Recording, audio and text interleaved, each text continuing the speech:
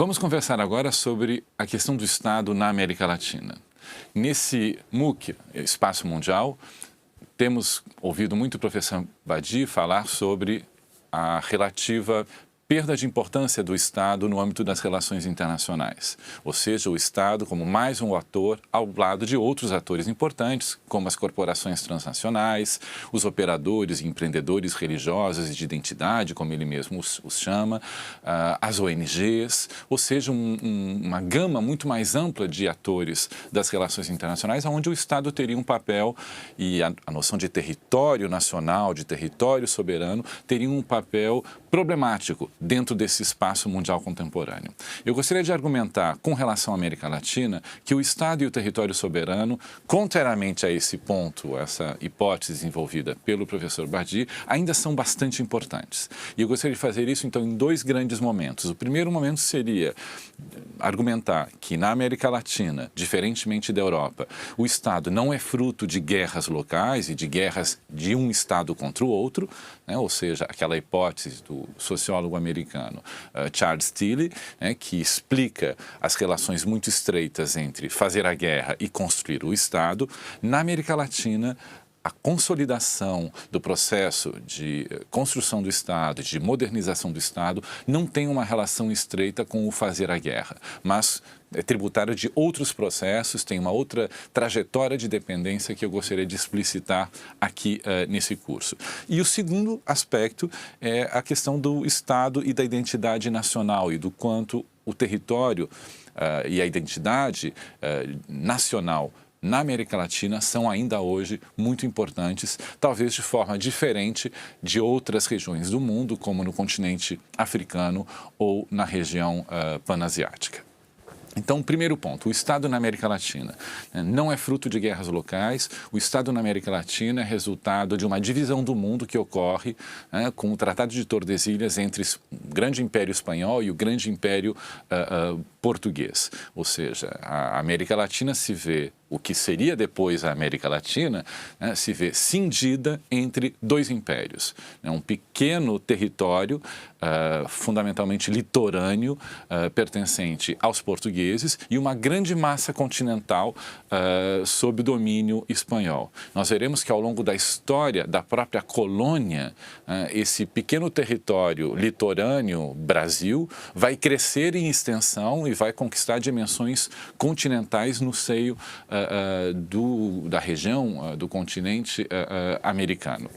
Então, a história da colonização é uma história muito importante para entender como os estados se originaram, né? O Brasil se manteve relativamente coeso, relativamente com o território integrado, ao passo que as antigas colônias hispânicas foram se desintegrando e constituindo pequenos estados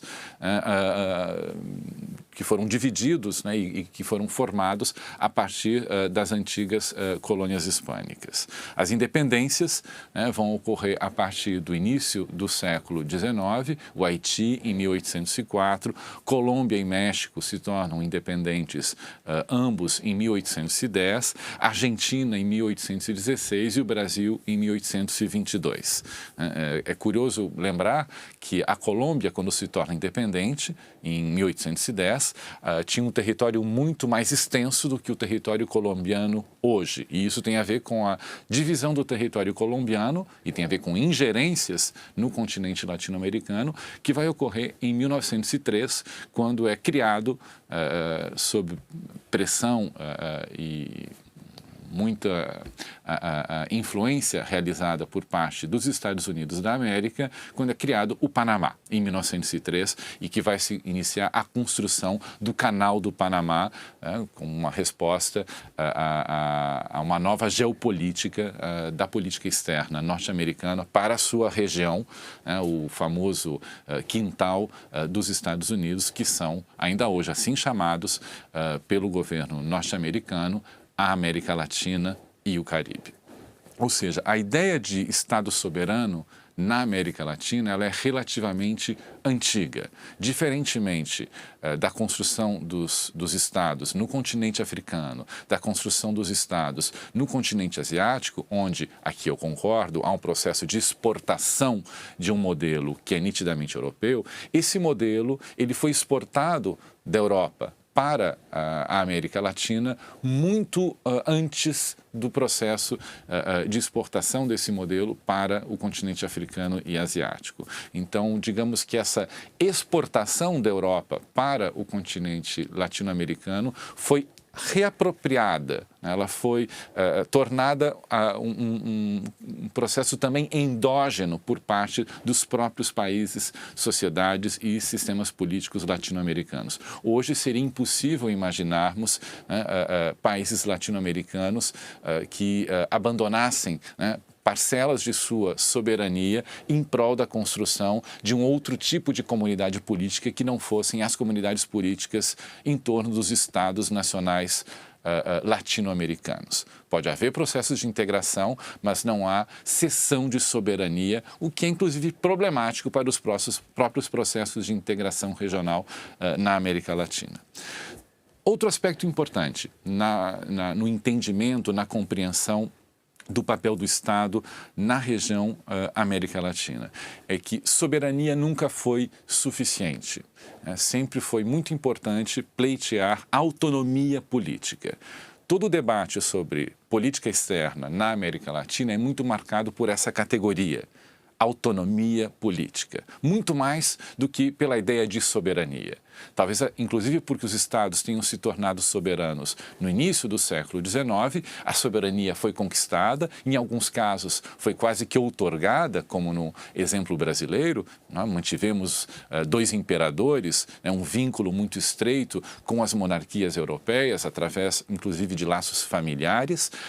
mas a ideia da autonomia é uma ideia que vai marcar a agenda da política externa latino-americana ao longo do século XX. E isso, evidentemente, tem uma relação muito estreita com os inúmeros processos de ingerência e de intervenção que ocorreram na região, tanto por potências europeias,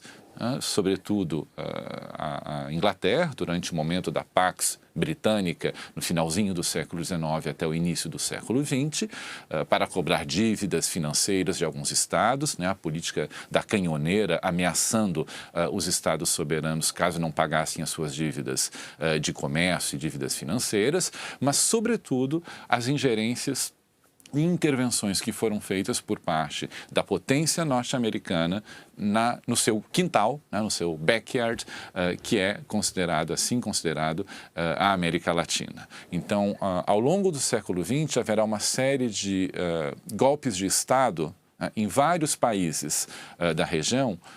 na Guatemala, no Haiti, na Argentina, no Uruguai, no Brasil, no Chile, países importantes da região latino-americana que terão o seu regime político instabilizado por meio de uma política muito